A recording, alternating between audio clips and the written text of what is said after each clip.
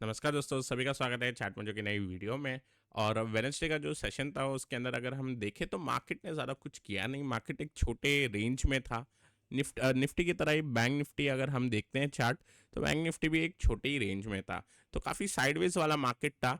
उसके बैकड्रॉप में डाउ ने काफ़ी अच्छी तेजी दिखाई थी वेडनेसडे के दिन। और अभी रिटेल सेल्स के डेटा आए हैं। अगर हम यूएस की डेटा की बात करें, वो एक्सपेक्टेशन से कई गुना ज़्यादा अच्छे थे। तो मार्केट के अंदर जो फियर बन रहा था यूएस के अंदर की इकोनॉमी कहीं एकदम से क्रैश ना कर जाए, इकोनॉमी के अंदर कहीं ज़्यादा फास्ट फॉल ना आ जाए, तो वो डर हमें बॉन्ड यील्ड के अंदर भी दिखा था। एक बार बॉन्ड यील्ड की ओर चलते हैं, और बॉन्ड यील्ड में ये डर आपको दिखाई देता है कि फास्ट क्रैक देखने मिला था। और डॉलर इंडेक्स का भी अपना एक फिर इशू आते हुए दिखाई दिया था, डॉलर जो कमज़ोर हो रहा था। अब लेकिन आज का जो डेटा आया है उसमें डॉलर इंडेक्स ने काफ़ी एक अच्छी स्पाइक मारी है। और इसी के साथ साथ बॉन्ड यील्ड जो है वो भी थोड़ा एक ऊपर जा रहा है। लेकिन आप बोलोगे सर ये दोनों ऊपर जा रहे हैं तो यूएस मार्केट की ऊपर जा रहा है, क्योंकि जो चिंता थी डाउ के अंदर, मतलब डाउ अगर हम बोलते तो यूएस मार्केट के अंदर जो चिंता थी कि ज़्यादा तेजी से स्लो डाउन ना आ जाए, अगर वो होता है तो पॉलिसी फेलियर के चांसेस होते हैं। और हिस्टोरिकली देखा गया है डाउ के अंदर, यूएस मार्केट के अंदर, कि जब भी एकदम से रेट कट होता है, एक पैनिक मोड में रेट कट होता है, तो दिक्कत बनती है। लेकिन अभी जिस हिसाब से डेटा आ रहे हैं निकल के, उस हिसाब से लग नहीं रहा कि वो सिचुएशन आएगी। इसका मतलब मार्केट थोड़ा ज़्यादा पैनिक कर रहा था, ये फिलहाल के लिए केस बन रहा है। अब दोस्तों, डाउ का बंद कहाँ पे होना हमारे लिए पॉजिटिव होगा, क्योंकि डाउ ऑलरेडी अगर आप देखेंगे ये 3 दिन की जो फॉल थी, लगभग डाउ अगर आज अच्छा परफॉर्म करे और 40,800 से 900 के आसपास बंद हो जाए, 400-500 पॉइंट ऊपर यहाँ से, तो निफ्टी को काफ़ी अच्छा एक बूस्ट मिलेगा। निफ्टी के अलावा बाकी सारे ही वर्ल्ड मार्केट को अच्छा खासा बूस्ट मिलना चाहिए, इन द सेंस कि जो सारे गिरे हुए हैं वापस से एक बार ऊपर के लिए रिवर्सल ज़रूर मिलना चाहिए। तो डाउ का बैकड्रॉप काफ़ी स्ट्रांग है। मैक्रो डेटा जो है वो सुधर रहे हैं। ब्रेंड जो है वो थोड़ा ऊपर आके फिर से एक रिटेस्ट के लिए नीचे गया है, तो स्टेबलाइज हो रहा है ब्रेंड भी यहाँ पे। और गोल्ड सिल्वर की बात करें तो ये दोनों अभी साइडवेज में, गोल्ड ने ऑल टाइम हाई पार नहीं किया, तो ये थोड़ा बहुत साइडवेज के अंदर चल रहा है। गोल्ड सिल्वर थोड़ा लोअर लो लोअर हाई फॉर्मेशन में है फिलहाल। सो ओवरऑल ऐसी दिक्कत की बात नहीं दिखाई दे रही। इस वजह से निफ्टी पे अगर अब हम लेवल की बात करें, आई थिंक अगर डाउ यहाँ से 1% और ऊपर चढ़ के बंद होता है 40,800 के आसपास, तो निफ्टी जरूर गैप अप ओपनिंग देगा। 300 से 350, 200 पॉइंट, 150-200 पॉइंट के गैप अप ओपनिंग इजीली देगा। इस सिनेरियो में हमें अगेन, अगर मैं यहाँ पे अगर हॉरिजॉन्टल लाइन लेने के बदले मैं एक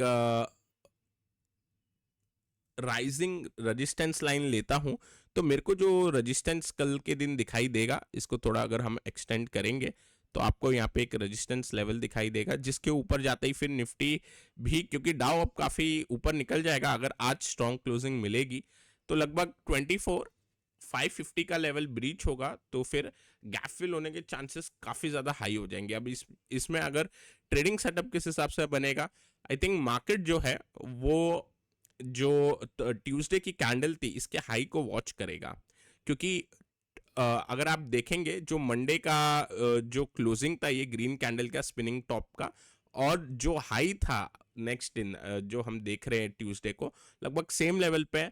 इनफैक्ट उसके पीछे अगर आप देखोगे तो सारा ये जो 24,350 से 24,400 का लेवल जो हर्डल बना हुआ था क्लोजिंग बेसिस पे, ये इंपॉर्टेंट होगा। तो आई थिंक अगर कल जो एग्रेसिव ट्रेडर होंगे 24,350 का वेट करेंगे, इसके ऊपर जाते ही या गैप अप होने के बाद थोड़ा अगर सस्टेन करता है, तो यहाँ पे एक सेटअप बनेगा ऑन दी हायर साइड।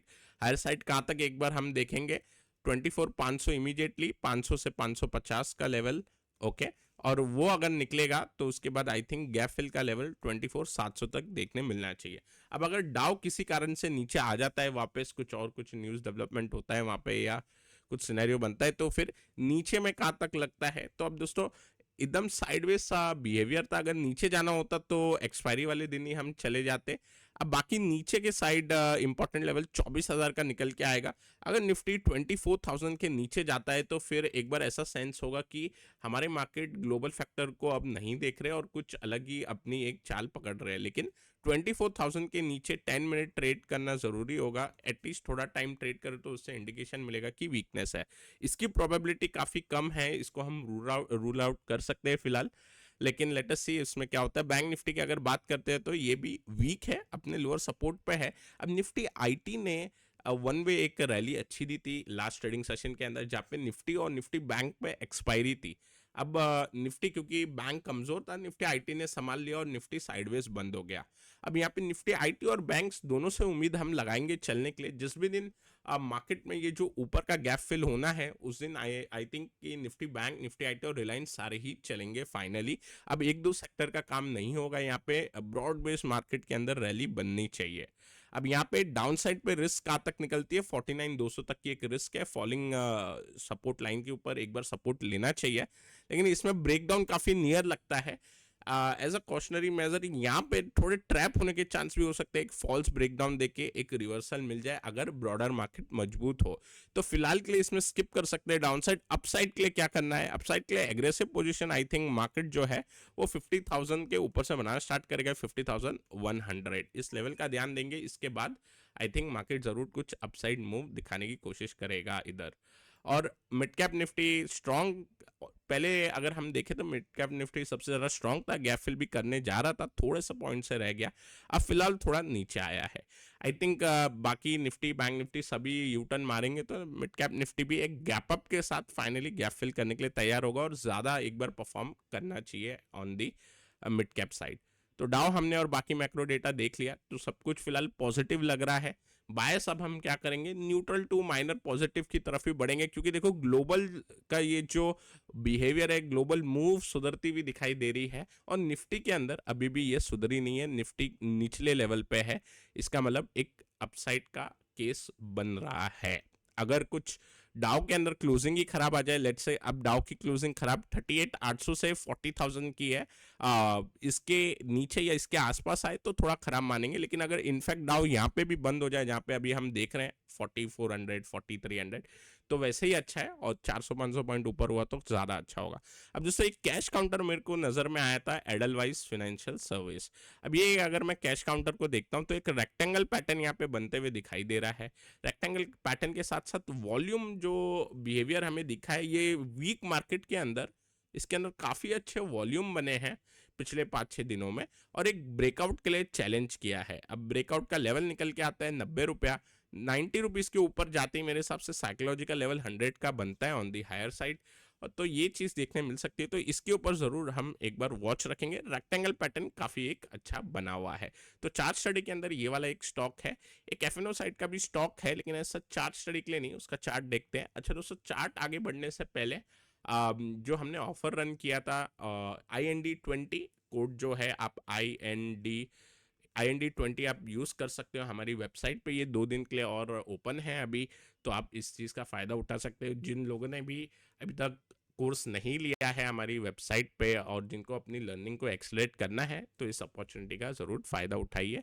जो वेबसाइट के लिंक है मैं डिस्क्रिप्शन में डाल रहा हूँ, चेकआउट पे IND20 यूज़ करें। अब दोस्तों यहाँ पे जो एफएनओ का काउंटर है वो है हेवल्स का। हेवल्स की अगर मैं बात करूं तो ऐसा चार्ट स्टडी में तो नहीं इसको हम देख रहे हैं, क्योंकि कोई पर्टिकुलर पैटर्न नहीं दिखेगा आपको। थोड़े स्मॉलर टाइम फ्रेम में जरूर आपको दिखेगा एक फॉलिंग रेजिस्टेंस लाइन का इसने ब्रेकआउट दिया, और ब्रेकआउट के बाद रीटेस्ट भी दिया इन दी लास्ट सेशन। तो आई थिंक यहाँ पे भी एक एग्रेसिव पोजीशन बनने की कोशिश होगी मार्केट के अंदर। जो इंपॉर्टेंट हर्डल है 1865 का है। अगर 1865 ये काउंटर निकालता है तो एटलीस्ट 2-3% 4% की एक बार के लिए move on the high side बननी चाहिए। लगभग इसका जो 1950 का अगला रेजिस्टेंस काफ़ी टाइम से दिखाई दे रहा था, वहाँ तक ये पहुँचने की कोशिश करेगा। तो इस पे एक बार मैं वॉच रखूंगा, लेकिन क्योंकि कोई चार्ट पैटर्न नहीं है, इसके लिए ऐसा चार्ट स्टडी में सिर्फ रेक्टेंगल पैटर्न के अंदर एडलवाइज का ये काउंटर दिखाई दे रहा है। दोस्तों मैं आशा करता हूँ आपको ये वीडियो पसंद आया होगा। पसंद आया तो लाइक करें, नए हमारे चैनल पे सब्सक्राइब करना ना भूलें। Till then take care, I will meet you in the next video.